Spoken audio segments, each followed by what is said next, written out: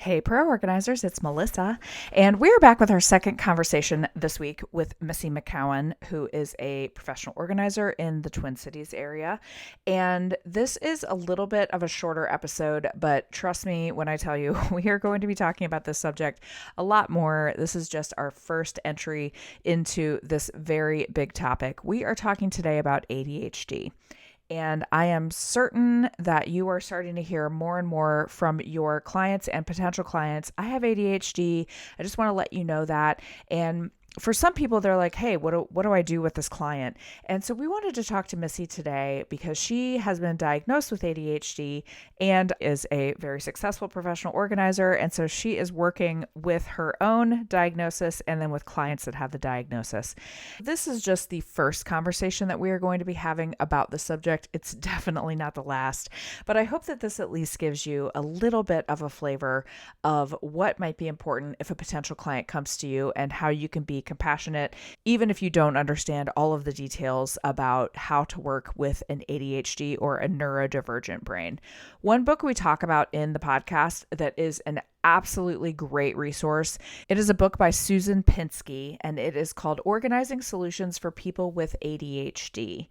I highly recommend this book to lots of people. It's a great business expense. Go grab it.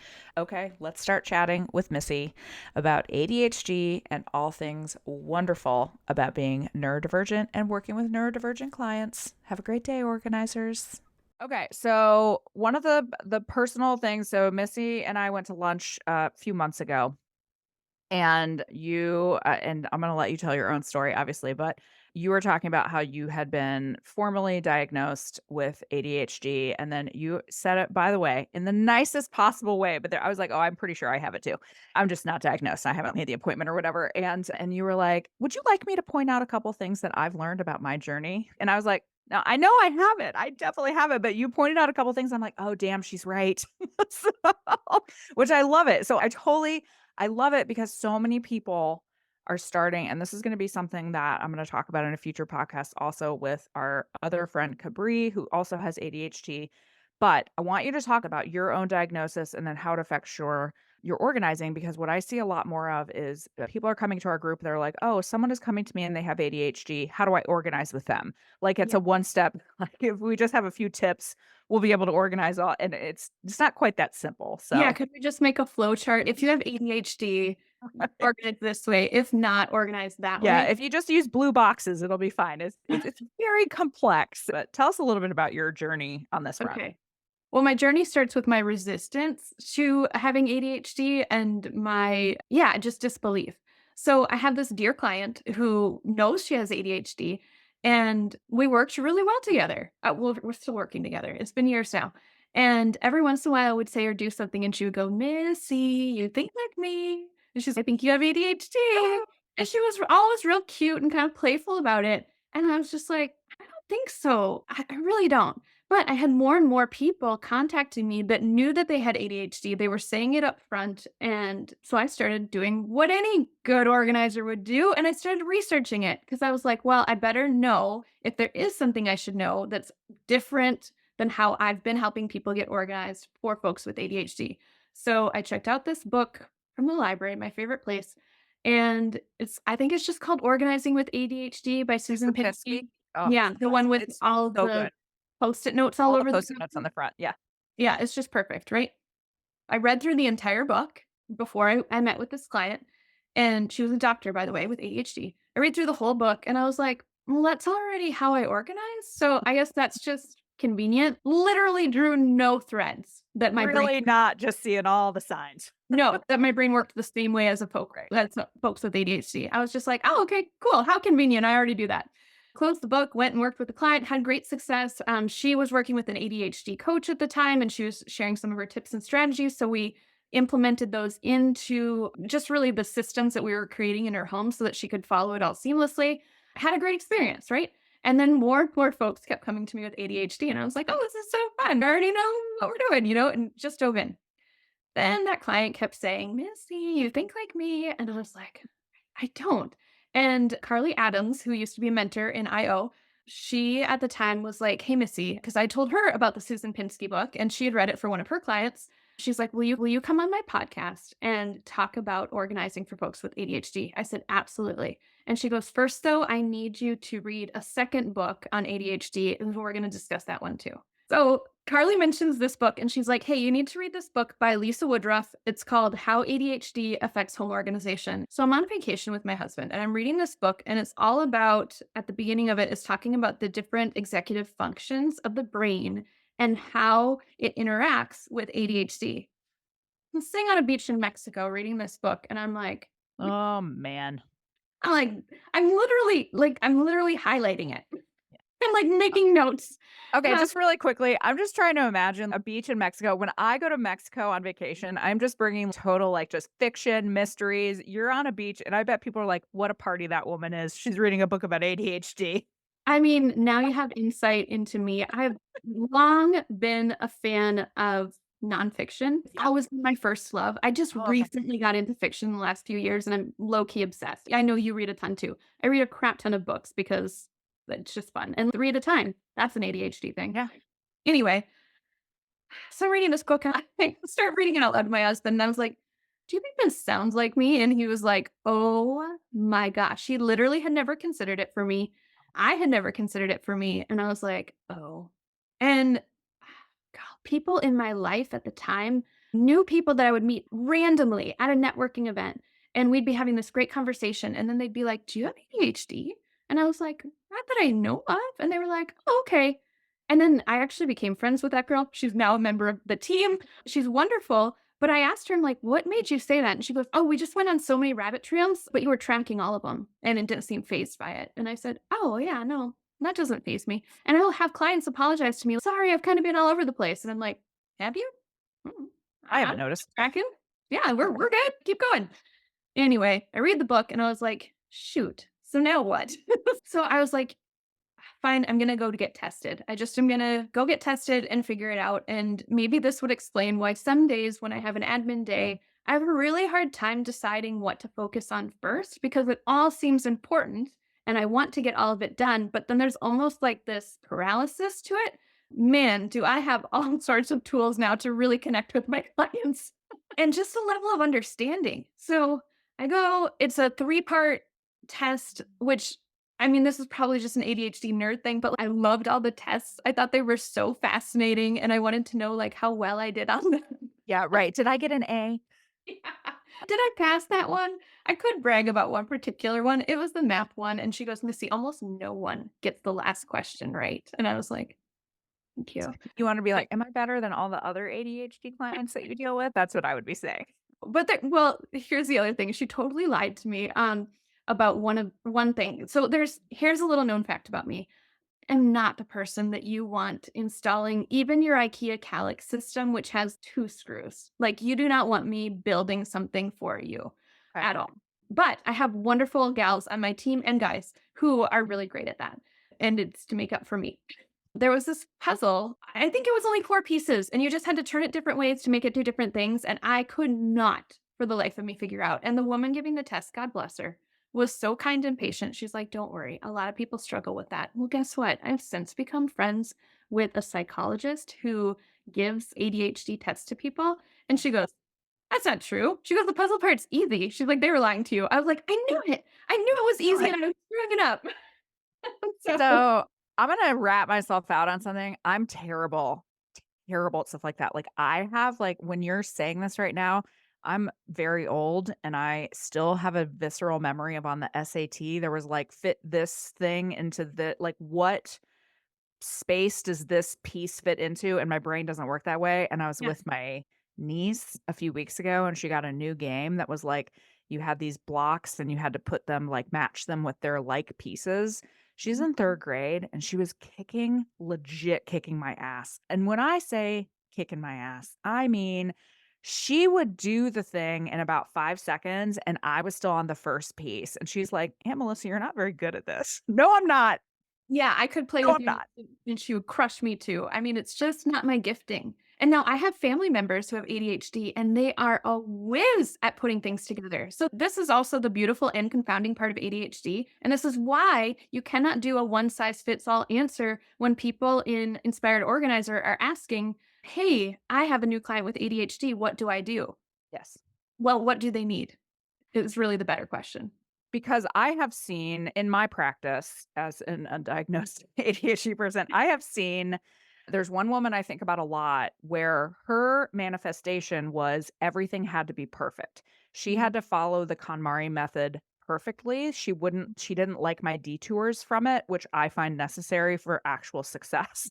One of the other things that I saw with her is she would get so over organized. Like she would say, "Well, I have tubs for everything." So it was like one kid's toothbrush and then the other kid's toothbrush and then toothpicks then she had 12 containers on her counter, which then Right. was causing so much more clutter. Visual And overwhelm. Yeah. yeah, exactly. And then you have people that are the standard, that or not standard, the more classic or more stereotypical, oh, I have this thing and then I have this thing of it, kind of going all over the place. And then everything in between. There's nothing that says this is how you organize with an ADHD person. You Yes. have to listen and you have to ask a lot of questions. Ton of questions. Right. Because there are some folks who, if they don't see it, it doesn't exist. Yep. Right. So it has to be really clear. And there are some folks that if they see it, it's overwhelming and it has to be put away.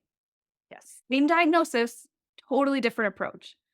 Yeah, it is just asking a lot of questions. But I am obsessed with my ADHD clients. I think it's so fun. I think folks with ADHD are just more fun in general. They're creative, they're talkative, they're goofy. I was just having a blast with one client. We found out that we both enjoyed musicals, like during the consult or something, I think. And so when I came for the first day, she had the Hamilton soundtrack blasting, and we just sang our little hearts out as we organized her kitchen together and had the absolute best time. Oh, My I other love it. favorite thing, and I know you do this too because we've done it together, is if someone says something like and it's a song lyric, my brain just has to sing it, right? And I was working with a single guy in Minneapolis and he said something and I just sang the rest of it. And then he sang the next line and I was like, yes. I And love it because the of course, worst the corollary of that is when someone doesn't know what you're talking about, and then they look yeah. at you really funny, and then you have to be like, "Well, it's a song. Never I mind." mean, I definitely had that happen too because obviously this is not my first rodeo that I just decided to sing randomly with a client, but I do love singing and having a good time and just being goofy and lightening the mood because so many people, especially those with ADHD, they have struggled with organization. It's a tenet of ADHD, right? They are not always super excited. They're excited about the end result, but they don't really want to be involved in the nitty-gritty part of the process. So anything that can just bring some levity to it, make it fun. I like to ask my clients what they like to do when they're doing something unpleasant. If they have to clean, are they people that put music on? Do they put a Yeah. movie on in the background? Do they listen to a podcast? Whatever that is, I invite that into the session. So I've absolutely organized a kitchen with Hitch on the countertop, Yep. because Yeah. she loves movies and every once in a while we would stop to watch a favorite part or something or whatever. But it's just, whatever you can do to help your folks with ADHD that you're serving feel comfortable, go for it. And if you're listening to all this and it sounds terrifying, maybe working with ADHD isn't for you. I'm always gonna come back to that point, and one of the things that I was gonna say a little later is one of the reasons that I love you for 1,000 reasons, but one of the reasons I love you is I have you as a referral partner. So reaching out to other people in your organizing community, they're theoretically competitors, but let's just not treat it that way. If you have something that you're uncomfortable with, please find an organizer that is comfortable with it because it's gonna be better for you, it's going to be better for the client. So if I had someone that was really struggling, you're gonna be my first call on that, right? Like, I know that you can handle it, and I know that's something that you really love, and if you're sitting here thinking, "Everything they're talking about today is a total nightmare, and it sounds awful, and how do they even have a business?" Find someone that is a referral partner that is comfortable with that. Yeah, it's the same way that I'm still looking for someone who really enjoys working with hoarders. So if you're in the Twin Yeah. Cities and you like working with hoarders, please send me a Yay. message. Yeah. Well, this is a good example because I don't think I've talked about this on the podcast, but I have the client that told me she loved me last week because she does. I worked with her dad one time and I was too much for him. I was a little too energetic or too like he needed someone different. And she was so nice. She was like, "Listen, I love you so much, but my dad needs someone that's just real slow and real methodical." And this will sound bad because I was like, "I know the perfect person for you. It's Missy." And not you are not slow and methodical, but I was just like, I just had this feeling. I'm like, I feel like Missy's gonna be a better energetic and personality match Sure. than I was. And it did not hurt my feelings that this client was like, "You're not my dad's cup of tea." Because Mhm. all I care about is her dad getting someone that makes sense. And Missy and I have a lot of things we're aligned on, but there are things that she's way better at than I am. And so I am going to send that referral to her because I think it's important for people to get who they really need. It's not about me Mhm. getting the business. Absolutely. It's about people getting what they need out of the experience. Have you changed anything about since your diagnosis? Have you Mhm. changed anything about how you do your business? Like either Mm, any of your processes or just things that you've discovered about yourself? such a good question. Man, okay. I have not been super upfront about having ADHD because I feel that there's still a stigma around it. Some folks are just, they see it more as a detriment. I was talking to, I'll just say a family member because I don't want to out them, but I was talking to a family member about it and I was like, can you just envision with me? This is what I think of when I think of the future, that ADHD is going to be seen for the superpower that it is. And people are going to be clamoring for a legitimate diagnosis to People be want it. put on their resume because people with ADHD are such hard workers. They're so focused, they're so driven. I mean, there are such positives that come from it. And I think that not a lot of people see it as a positive yet. Some of the people that do have it totally can recognize their ability to super focus and get a lot done and way more done in a shorter amount of time than, say, a neurotypical person, right? Because you can just block out the world and get in the zone, right? And that's awesome when that happens. I tend to do that sometimes on my organizing projects. Sometimes with certain team members, I'll be like, if you see me just going too far in, just call me out, Yes. Pull me if out. if you need something, just tap me on the shoulder because I'm going in. But man, it's just there's something beautiful about it, and I have been more comfortable when somebody else tells me about their own diagnosis, I feel more comfortable talking about mine than to be like, "I get it. I get where you're coming from. I can see how this is frustrating for you, and I can also see a path forward." Because that's the other beautiful thing about an ADHD brain. All they wanna do, and this is a client who taught me this, she said, "All an ADHD brain wants to do is solve problems all day." And she goes, "So you walk into somebody's house and you go, doop, doop, doop, doop, doop. I see how I can fix this. I can make this better for you. I can make this a space that you're gonna wanna be in and wanna spend time in."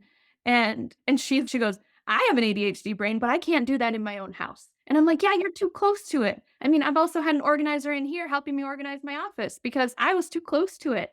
I mean, Yep. they asked the same kind of questions that I ask at a consult, but I was like surprised by my own answers. I was like, "Oh yeah, there is a better spot for that. That makes way more sense." I've pointed this out before. Therapists have their own therapists, right? Yeah. Like we all, when it's our own stuff, you just don't see it as clearly in the same way that we'll go into a client's house and be like, why can't they fix this? This was so easy. They're going to pay me a lot of money to fix this very easy thing. They can't see the path. We see Mhm. the path, but when it's your own stuff, it is so much less clear. That is common of everyone. Yeah, that's true. So, when do you think because I feel like one of the things that it's definitely happened in the last few years, people are getting a lot more comfortable with any sort of mental health diagnosis, I think.